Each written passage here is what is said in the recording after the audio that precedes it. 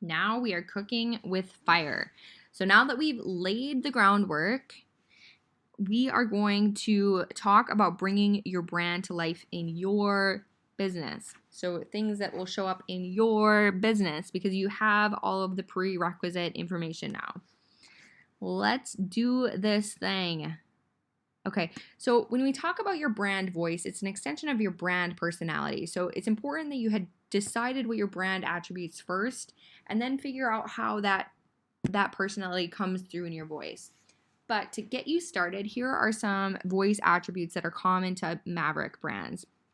Sounding unapologetic, revolutionary, unpopular, candid, raw, no nonsense, opinionated, etc. So choose, again, whittle this down to maybe your top one or two so that you can use it as a strong filter of your written and spoken material and making sure that you sound the way that you want to sound.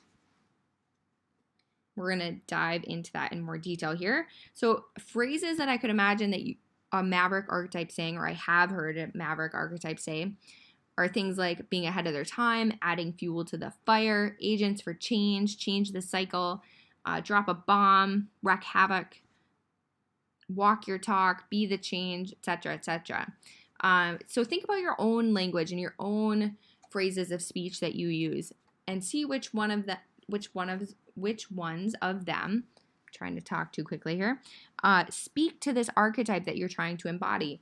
How can you instill some of your own personality into your brand that fits this type, so that your brand becomes in more alignment with you as a person, whether you are the founder and you have a team behind you or it's just you.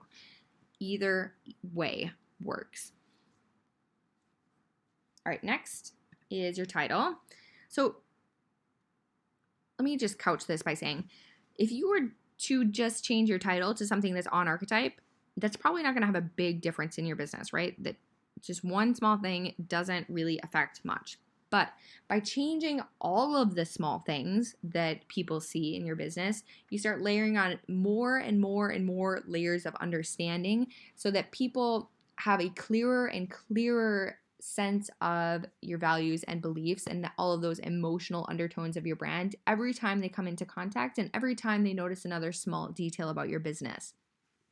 So this stuff matters, especially in accumulation, to think about. So instead of just calling yourself a copywriter, you could call yourself a copy hacker, except don't do that because I just realized that's somebody's business name and I'm sure it's trademarked. But you can also call yourself a luminary, an instigator, evangelist, a catalyst. You could just not call yourself anything to completely buck the trend of having a title like on your business card or whatever. A change agent, a freak, a maverick, an agent, etc. Next, your call to action. We don't want to just ask somebody to join our newsletter list. Nobody's excited about joining a newsletter list. You want to use phrases like mobilize or like rally together. Let's occupy Facebook, or become an ally, band together, swear to do something, give them hell, or rethink. These are things that have much more emotional weight and they speak to and add another layer of understanding. So they're adding more and more and more Maverick into your brand until people understand clear as day what you're about.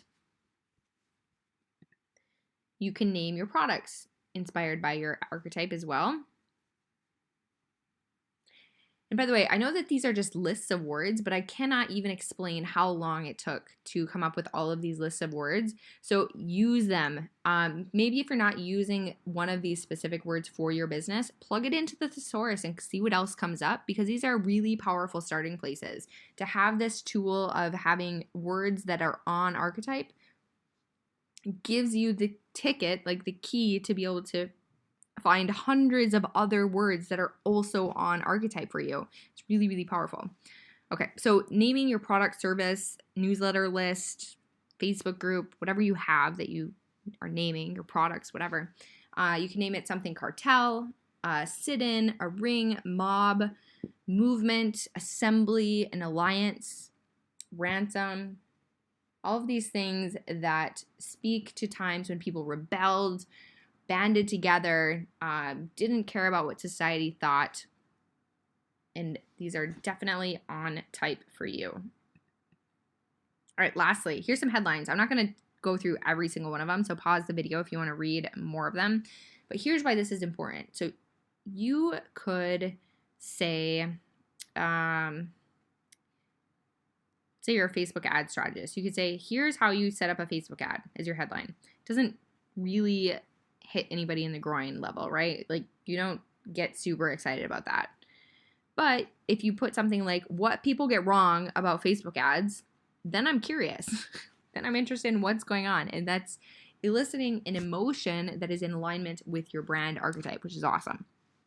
So we have got through a lot here, but the real gold is when you are going to put this to work for your own business. So I have a worksheet in your guidebook where you're going to do a brainstorming session. So yes, thesaurus.com, or search like Google, just in general, see what pops up, search Google Images, search Pinterest, see what comes up to find related ideas that are possibly really, really good, and figure out what this could mean for your business.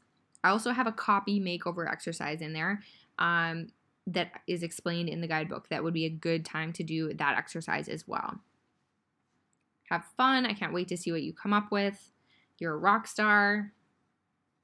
And I'm out. Till the next time.